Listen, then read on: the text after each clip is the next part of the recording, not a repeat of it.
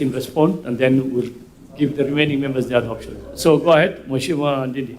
Thank you very much, Chair. With your permission, I have all the time when your time permits, but I'll be brief so that we also give other members an opportunity to also interact on this matter. Honorable Ariko, you asked many questions, but I'll be brief in response so that I know you have afternoon sessions. You talked about when I was in budget chair and what I did for Safaricom share price. And I don't even know what to answer you. Because what does a budget chairman in Kenya has to do with the market prices of shares? There's nothing I do. I'm a market taker, just like any other Kenyan. And on that matter, respectively, Honorable Aliko, you are my brother. This issue came up when I was there, and I gave my voice. And my voice is as I have given the committee, because there's nothing to hide. The beauty about this conversation is that even the people who have appeared before you here, the technocrats from the National Treasury, they know the things I'm saying here are the correct ones. That was what they were also saying themselves. But because of the urgency of wanting to sell this share now and not tomorrow, that is my answer, what I think has changed. Then you asked about the valuation of, in terms of KCB being the transaction advisor. And I agree with you about there is the base price and there is the upper limit. In fact, you can change nothing. You know, in a business transaction, if Honorable Maduku is an architect and he wants to do his work for me for free, that is his business to do that. My business as a Kenyan is to look at where we are approaching the ceiling, not the floor. The ceiling is more important to me because that is where you put in the other costs in quote. And in this matter, Honorable Aliko, through the chair, I only have one direct thing that you need to do to safeguard the Kenyan interests. Even if KCB gets 3 billion, it is okay. Just do one thing. Ask them, do you have a stockbroker's agent? And they do it in writing. Why am I saying so? That is how deals are cut. And we are here to protect public resources so that instead of the deals being cut to go outside of the public purse, this money to be directed into building roads and other things. So if this committee gets that comfort in writing, then we will have a follow-up document that if KCB ever pays anyone in the name of being an agency, then this house will ask them, an agency for what? Do you need any agency to go to KCB to introduce a Safaricom stake, where the chairman is already a representation of government? That is my take on Abu Aliko. Point of order, Chair. Safaricom is a business entity. So whatever it does in terms of transactional advisor, it is part of its business. So even if one of the main shareholder in KCB is doing another transaction somewhere, it will not give for free. It will charge transactional advisor fee as part of its business. Thank you, Chair. Honorable Aliko, we need a whole day. Order of order. Nyoro. Respond to the chair, not to Aliko.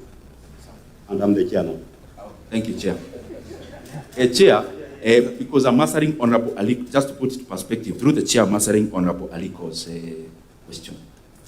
I think we need a day to first orient ourselves onto what we are doing in this hotel today in this session. Because Safaricom PLC has nothing to do with a buyer and the seller, Honorable Aliko. They have nothing to do with that. And I thought the CEO was here yesterday, and he said it in the language we cannot understand. Safaricom has nothing to do with the transaction between the government of Kenya and our buyers. And therefore, they have no business to appoint a TA, a transaction advisor. It is only the National Treasury who actually brought up the issue of KCB, not Safaricom. And therefore, I'm not talking about Safaricom. I'm talking about the National Treasury because they should be answerable to us as Kenyans. So my question is simple, and I give my proposal. There are some things you can achieve by just doing one thing. you can hit two birds with one stone. To remove any darkness and gray areas, let KCB do in writing whether there is a stockbrokers agency attached to this transaction. You'll have cured everything else. Yes. You talked about transaction cost and you give for OECD countries. Kenya is not an OECD country, remember? Kenya is a growing economy. So it's the right parameter for the wrong jurisdiction. Some are repeating themselves, but you also talked about shares came down after government invested in Ethiopia. Precisely. The shares of Safaricom were trading at 45 shillings around 2021. And the valuation of Safaricom PLC then was 1.8 trillion shillings share. Now we are coming at a level where the same Safaricom has already invested in Ethiopia, colossal amounts of money, but we are valuing it at 2/3 of the then price. And then you are told, no, you have to keep quiet. You are basing it on the market price. That question is next, Honorable Karuma. I'll highlight it. Honorable Chair, Honorable Kaluma talked about he talked about a smoke gun or a gun smoke. And I am disappointed, to be honest, that a country losing 100 billion shillings is nothing important to any Kenyan. I am disappointed about that. The condition precedent alone, which I gave here, Kenya is losing 100 billion. Chair, point of order, please. Honorable Nyoro, yesterday we had civil society. In fact, they are even more concerned than you are. In fact, they were saying that we should not even be here. Or if I recall what they said. So, as a point of information, many other Kenyans are as concerned, if not more, than you are. So I think, take it easy. It's in good faith, the Honorable Maduku, through the chair. What I'm saying is, the question was directed to me. The tone you are using when Honorable Ndindi Nyoro, through the chair, is what is taking that, like, there is nobody caring. You know, this is a committee of parliament, and you are a member of parliament, you understand. We are listening, and then thereafter, this committee will retreat and make a judgment on the reports, including what you are going to do. Through the chair, Honorable Ruto, you know, I give my presentation, and I pinpointed direct specific areas. Then if you come to me and tell me, stop talking now, it means you are choosing what to listen to. And I don't think that is fair, because I gave correct figures, what we are losing, the parameters we may do for valuation. How would you be waiting for me to give a smoke gun? Mheshimiwa Ndindi, Yes. I think let's make progress. What he was expecting, you did say maybe you'd mention names and all that. That's what he more or less referred to. But the figures you gave, I think, is also in there. So that's perfectly in order. Thank you. Let me not even, Chairman, I'll not go to that so that we don't. Thank you so much. We don't degenerate.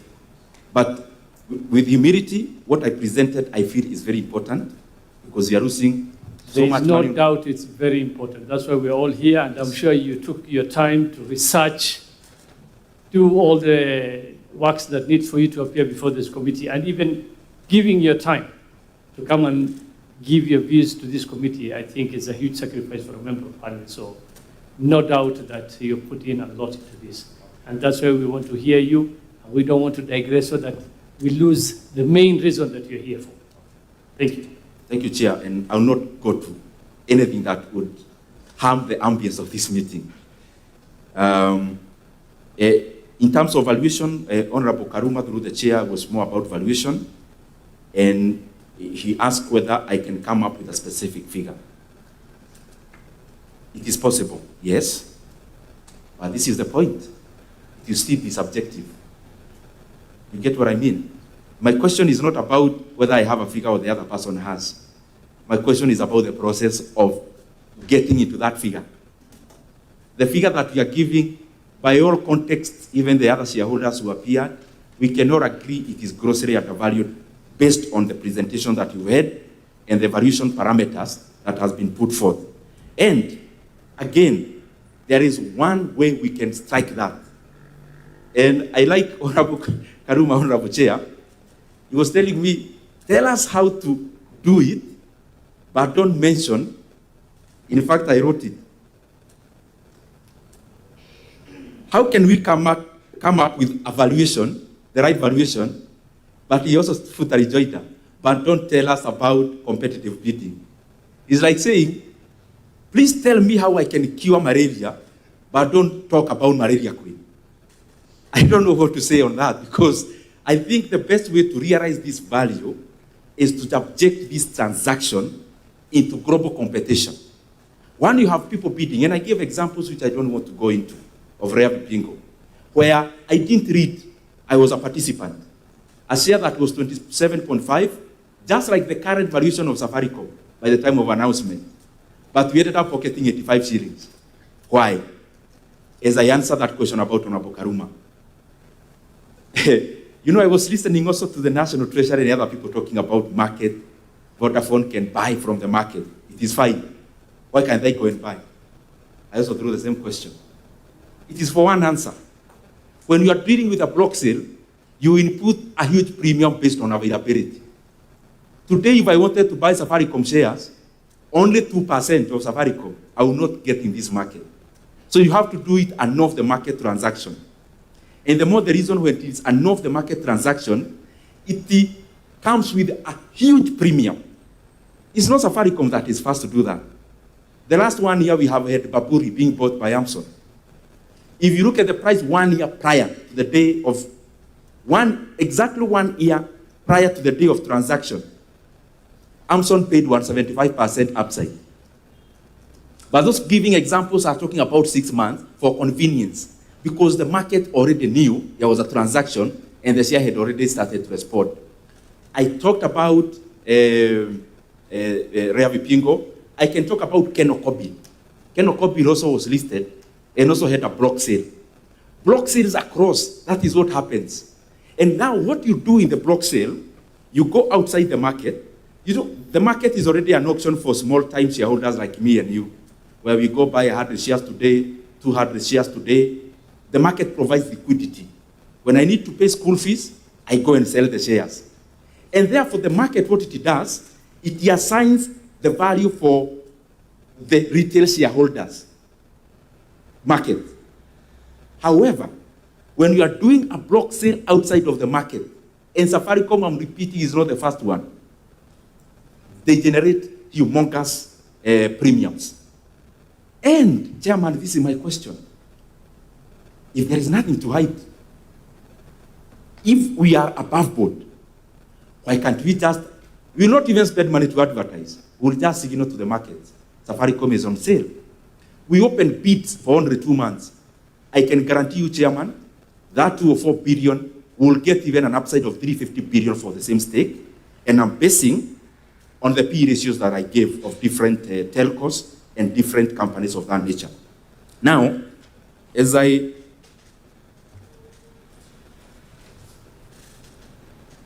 Honorable Karuma talked about 30%, the company's role, and I agree with him. Personally, in terms of my political leaning, I would actually not advocate for an amendment of that, because I believe in unfreed capital flows. For economies to grow, don't give quotations, especially when you need money. You know, when we institute a law on capping 30% on Safaricom, you can't do a law singularly for one company. You do it blanket for all the companies. So my leaning, economically speaking, I will not advocate for the change of law in terms of pushing international investor outside. I would actually advocate for a free flow of capital. That's how South Korea did, China did. Some of the brands we talk about, including China, all of them, Alibaba, that was American money, BYD, that was Berkshire Hathaway's money at some point. If you go to even Singapore, Keppel, they grew on other people's money, DSB Bank, other people's money. So I believe in an economy where let capital flow, and especially inwards, not outwards.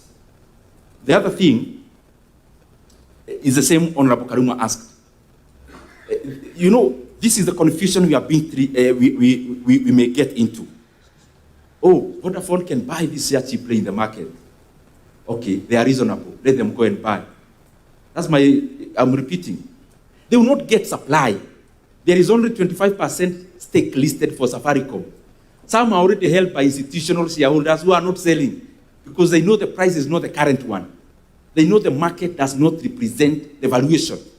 Just as Rea Vipigo 27.5 was not representing the valuation, which we ended up having 85 shillings. It is the same thing. Honorable Kirwa, thank you very much for the compliments. And I'm always very, very happy to see you, Honorable Kirwa. Very happy, and especially given the challenges that have been there. Seeing you healthy and good, we are all very happy for that. Again, many things are rotating around valuation.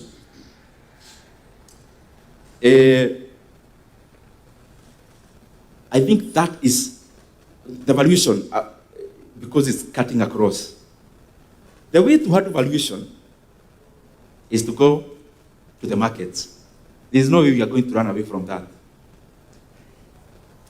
You also talked something about these guys we are selling to are already inside. It's called information asymmetry. So they already know so much than I know. So they already know so much than the market knows. And the more the reason they actually held a celebration in SA to celebrate taking advantage of Kenya. To cure this, just expose Safaricom transaction into the international markets. Kenya will not lose time. We can only take 2 months. And as I said in my presentation, we will definitely get a higher value, maybe even from the same buyers. Honorable Maduku, I agree with you in terms of fees. There is the canon, even in stockbroking there is. But I think our business is not to encourage the people we are oversighting towards the ceiling.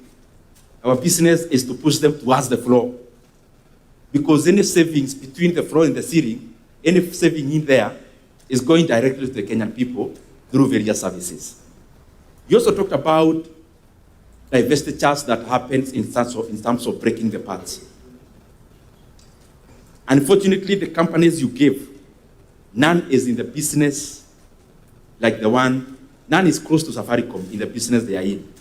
But breaking down happens in 2 levels. There is the breaking down of a company that is too diversified. That is what GE was. At some point, GE had more than 200 parts, and especially when Jack Welch was the CEO.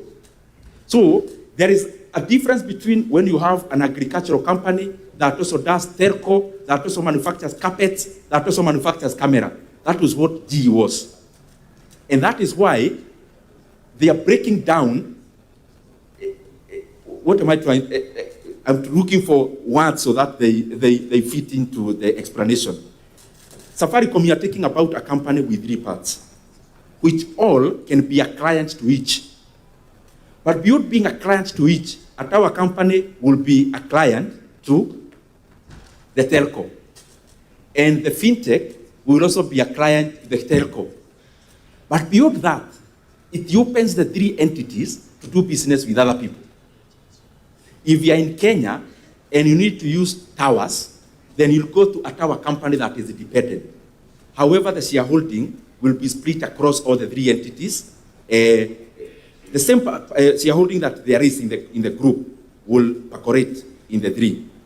Also, the issue of HP, the companies, Honorable Maduku, you agree with me, the scenarios are quite different. The homogeneity of their transaction is very different from the current one. As I finish,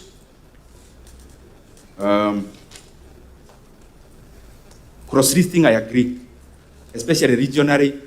Cross-listings that are happening is cross-listing towards Kenya, not without Kenya.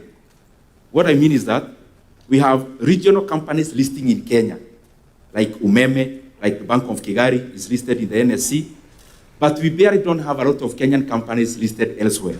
However, as you rightly put it, cross-listing is very important also for capital flow. Let me use an example. The other day we saw a company saying they have discovered gold in Kenya worth so much.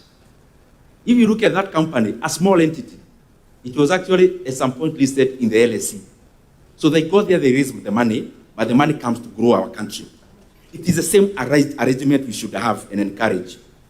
Where we have Safaricom, but for it to even realize real value in the market, expose it not to smaller markets than the bigger, but the bigger markets. In terms of Africa, our Kenyan companies, including Safaricom, should be looking into cross-listing in JSE and then go beyond Africa. LSE, you can go to NASDAQ, you can go to NYSE and the rest. And I agree with you, there is so much value to derive from there. Double layering, as you said, I think the answer is, why do it? If you own this hotel, why do you need a layer of 8 companies? This owning this and the other owning the other. Why would you do all that much work if you are above board? Thank you, Mheshimiwa Ndindi. Now we'll give Mheshimiwa